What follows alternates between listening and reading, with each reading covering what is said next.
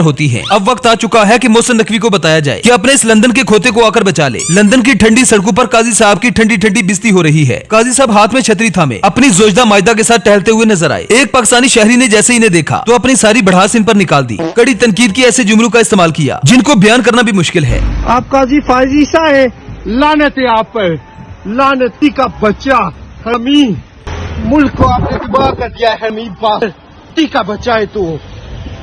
अवाम का कहना है कि ये काजी साहब का हक है। काजी साहब के बारे में सोचकर आंखें बंद करो तो ऐसा लगता है जैसे आंखों के सामने काजी नहीं बल्कि लानत लिखा हो। काजी साहब का ओहदे और ताकत का गुरूर आज खाक हो चुका है। ऐसा हो ही नहीं सकता कि एक इंसान अल्लाह की राह में खर्च करे और अल्लाह की राह में खर्च करने के बावजूद भी वो गरीब हो जाए, और न कभी ऐसा हुआ कि किसी ने जुल्म किया हो और अल्लाह की पकड़ से बच जाए। आज काजी साहब भी अल्लाह की पकड़ में आ चुके हैं। सैकड़ों बेगुनाह लोगों का खून काजी साहब को आवाजें देता रहा, लेकिन काजी के कान पर जूं तक नहीं रेंगी। हवा की बेटी बेआबरू होती रही, लेकिन काजी साहब को कोई फर्क नहीं पड़ा। वक्त की ये करवट याद दहानी है कि सदा बादशाही रब की है। ये वजारतें और ओहदे सिर्फ चंद दिन ही होते हैं। कितने अफसोस की बात है कि एक इंसान सारी जिंदगी इसलिए मेहनत करता है कि मरने के बाद लोग उसे अच्छा कहें, लेकिन अफसोस के साथ काजी के मरने के बाद भी लोग काजी के जनाजे को भी लानत भेजेंगे। जरदारी और नवाज शरीफ पिछले 40 साल से पाकिस्तान को लूट रहे हैं। एक घड़ी तो क्या इन्होंने तोशा खाना ही साफ कर दिया, कुछ ने तो तोशा खाना से BMW भी ले ली, लेकिन आज तक इन पर कोई केस नहीं बना। और इमरान खान पर एक घड़ी का केस लगा दिया, हालांकि जितनी कीमत इमरान खान की घड़ी की थी जिसको उसने लीगल तरीके से खरीदा था, लोग इससे भी कई गुना कीमत इमरान खान की जूती पर वार दें। कहते हैं कि तोहफे में मिली हुई घड़ी को बेचना जुर्म है। अगर पाकिस्तान को तोहफे में मिली घड़ी बेचना इमरान खान का जुर्म है तो फिर PIA बेचना भी जुर्म है, क्योंकि PIA साबका ओरिएंट एयरलाइन एक महाजिर असफगानी ने कायदे आजम की दरख्वास्त पर पाकिस्तान को तोहफे में दी थी। आखिर ये हुकूमत PIA को कैसे बेच सकती है? एक अदना सी घड़ी के लिए सदी के सबसे बड़े लीडर को कैद कर दिया गया। इमरान खान का मुकाबला एक घड़ी से करते हैं जिसने ना तो लंदन फ्लैट बनाए, ना अपनी माल और दौलत अपने बच्चों के नाम की, ना अपनी ऑफशोर कंपनियां बनाई और ना ही कोई स्कैंडल किया। उसने अपनी सारी जिंदगी में बनाया भी तो एक शौकत खाना जिसमें इमरान खान का नहीं बल्कि आम लोगों का इलाज होता है। इमरान खान को एक घड़ी से कंपेयर कर रहे हैं, इमरान खान को घड़ी चोर कह रहे हैं, हालांकि दुनिया की सारी दौलत इमरान खान के इस जुमले पर कुर्बान।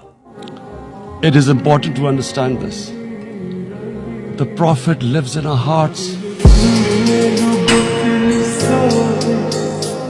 इमरान खान का कसूर यह है कि उसने नामूस से रिसालत की बात की, करप्ट लोगों की करप्शन पकड़ने की बात की। अब तो डर यह है कि करप्ट सियासतदान कहीं पाकिस्तान को इस सदी का मराकश ही न बना दें। कितने अफसोस की बात है कि किसी भी एक हमसाये मुल्क के साथ पाकिस्तान के तल्लुकात अच्छे नहीं है। इंडिया दुश्मन है, चीन से भी वैसे ताल्लुकात नहीं रहे, अफगानिस्तान से भी इख्तलाफ है, ईरान भी पसंद नहीं, समझ नहीं आती कि पाकिस्तानी कौम का आखिर मुस्तकबिल क्या है। एक तरफ लंदन में काजी फायजी साहब को गालियां पड़ती है तो पाकिस्तान का कानून एक्टिव हो जाता है, मोहसिन नकवी को चलूने काटने लगते हैं। कितना अच्छा होता कि वजीर दाखिला मोहसिन नकवी ओवरसीज पाकिस्तानी को बजाय धमकियां देने के ये कहता कि काजी फायजी साहब के साथ जो भी कुछ हुआ वो मकफात अमल है। अगर काजी फायजी साहब ईमानदारी और खुलूस नीयत के साथ अपने फराइज को सरअंजाम देते तो ऐसा उनके साथ लंदन में ना होता। लंदन में मुहिब वतन पाकिस्तानी उन्हें इज्जत से नवाजते और यूं जलील और ख्वार न करते। सोशल मीडिया पर ये खबरें गर्दिश कर रही हैं कि कराची और इस्लामाबाद एयरपोर्ट की फरोख्त से हासिल होने वाली रकम ठिकाने लगाने के लिए कौमी चोर और डाकू बैरून मुल्क चले गए हैं ताकि वहाँ उस रकम को इन्वेस्ट किया जाए, जबकि एक एक करके हुकूमत में मौजूद तमाम अरकान अपने इन अकाउंट के पीछे चले जाएंगे ताकि वहाँ पर जाकर अपना हिस्सा इन्वेस्ट कर सकें। लवारिस पाकिस्तान में लूट मार का बाजार गर्म है, न कोई पूछने वाला है और न ही कोई मना करने वाला। जब ये बातें पटवारियों के सामने की जाती हैं तो हल्के से दांत निकालकर दिखा देते हैं।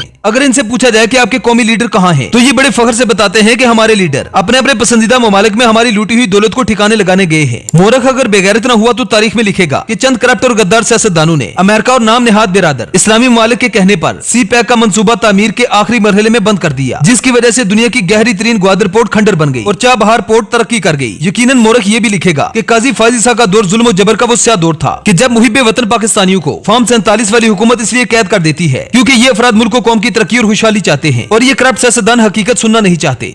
आप काजी फायजी सा है, लानत है आप पर, लानत बच्चा यारे कनियां मेरियां चिकन परियां बैठी मलमल कोमा एक पानी गाढ़ा तुझा साबन थोड़ा रब्बा बैठ किनारे रोवा। नवाज शरीफ का कहना है कि बड़े अरसे से सब्र करके बैठा हूँ, इसलिए कहता हूँ मुझे ना छेड़े, मैं खामोश हूँ, दिल में एक तूफान दबाकर बैठा हूँ, लावा कभी भी फट सकता है। मियां साहब ये लावा कभी नहीं फटेगा। मुशर्रफ के मार्शल लॉ पर आपका लावा फटना था, लावा तो नहीं फटा लेकिन तशरीफ जरूर फट गई थी। और मियां साहब 107 बक्से लेकर पूरे टब्बर के साथ जद्दा रवाना हो गए थे। 2007 में आपका लावा फटना था, लेकिन कोंडालीजा राइस ने अपना पूरा बाजू आपके पिछवाड़े में दे दिया था। जब बाजू बाहर निकला तो आप जरदारी के कदमों में जा गिरे थे। और फिर 2017 में भी आपका लावा फटना था, लेकिन आपकी क्लच प्लेटों ने धुआं मार दिया था। क्लच प्लेटों की मुरम्मत के लिए आपने लंदन दौड़ लगा दी थी। 2024 में भी आप चौथी बार वज़ीर आज़म बनने के लिए आए थे। वज़ीर आज़म न बनने के बाद भी आपका लावा फटना था। फटने की आवाज तो आई लेकिन वो लावा नहीं था।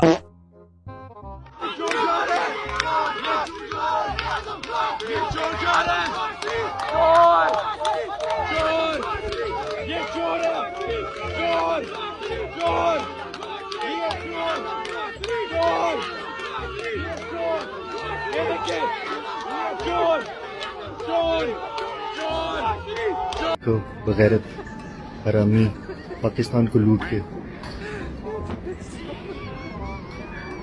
बगैरत इंसान। लंदन में काजी फायजी साहब पर इतनी लानतें पड़ रही है कि मौसूफ जहनी दबाव का शिकार हो चुके हैं और आजकल नफ्सियाती डॉक्टर्स के अस्पतालों का चक्कर लगा रहे हैं। कई दिनों से काजी साहब सो नहीं पाए, नींद न आने की शिकायत है। दुआ है कि इतनी लानतों के बाद भी इन्हें नींद आ जाए। Thanks for watching.